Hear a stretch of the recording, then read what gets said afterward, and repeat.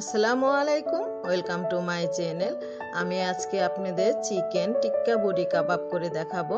এটা খেতে অসম্ভব মজা। এটা আপনারা ভাত, রুটি, পরোটা সব কিছুর সাথেই খেতে পারবেন। আর আমার এই রেসিপিটা যদি আপনাদের কাছে ভালো লেগে থাকে তাহলে লাইক, কমেন্ট অ্যান্ড শেয়ার করবেন আপনাদের ফ্যামিলি ও ফ্রেন্ডদের কাছে। আমার চ্যানেলকে সাবস্ক্রাইব করে আমাকে পাশে থাকার সুযোগ করে দিবেন।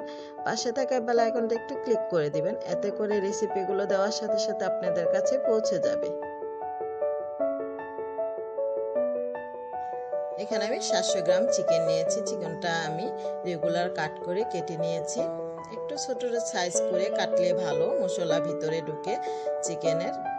এখানে আমি দিয়ে দেব এক টেবিল চামচ আদা রসুন পেস্ট, দিয়ে দেব হাফ কাপ টক দই। টক দইটা ভালো করে ফেটে তারপরে দিতে হবে। এটা আমি পানি সহকারেই দিয়েছি। আর দিয়ে দেব 2 টেবিল চামচ টমেটো পিউরি। আপনাদের কাছে যদি টমেটো পিউরি না থাকে তাহলে টমেটো সসও দিতে পারেন।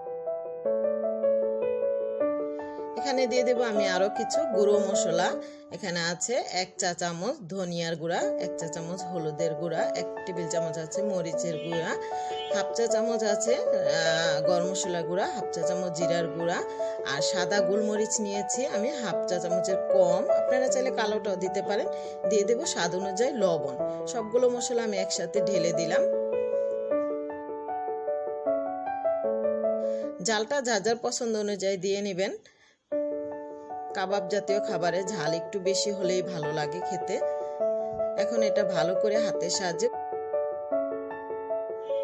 এখন আমি এখানে দিয়ে দেব 2 টেবিল চামচ সরিষার তেল।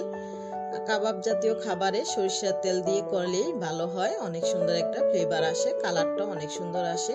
এটা আমি উল্টে পাল্টে মেখে নিলাম। এখন 1 ঘন্টার জন্য এটা রেখে দেব এভাবে। 1 ঘন্টা পর ফিরে আসছি।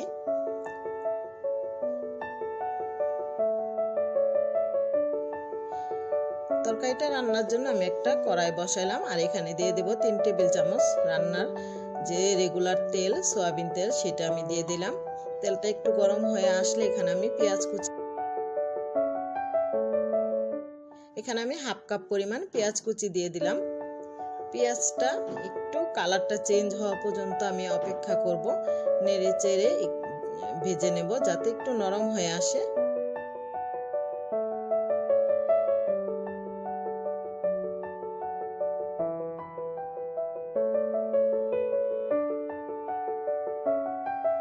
পেঁয়াজটা নেড়ে চেড়ে একটু ভেজে নিলাম। পেঁয়াজটা কিন্তু নরম হয়ে গেছে, দেখেন কালারটাও চেঞ্জ হয়ে গেছে। এই পর্যায়ে আমি মাংসগুলো দিয়ে দিব।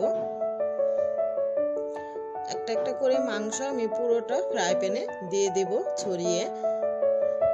মশলাটা আগেই দিব না, আগে মাংসগুলো দিব।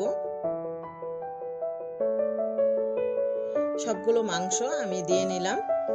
এখন যে বাটির ভিতরে বাকি মশলাগুলো ছিল সেগুলো কেচে কুচে দিয়ে দেব।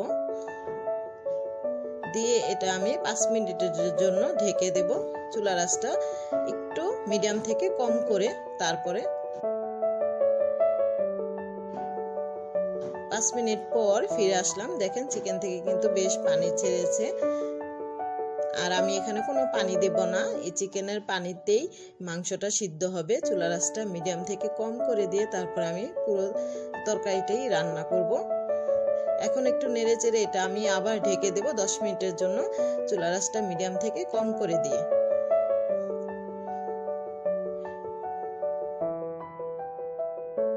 ফিরে আসছি 10 মিনিট পর। 10 মিনিট পরে দেখেন আমার তরকারিটা কিন্তু বেশ শুকিয়ে গেছে, কালারটাও চেঞ্জ হয়ে গেছে, অনেক সুন্দর একটা কালার এসেছে, ফ্লেভারও অনেক সুন্দর বের হয়েছে। এটা আপনারা ভাত, রুটি, পরোটা যে কোনো কিছুর সাথেই খেতে পারেন। আর এটা খেতে অসম্ভব মজা, কম সময়ে এটা রান্না করা যায়।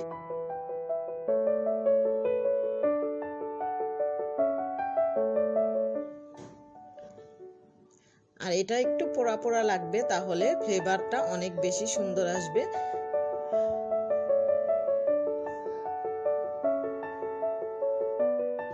আশা করি আপনাদের কাছে আমার এই কাবাবটা ভালো লাগবে।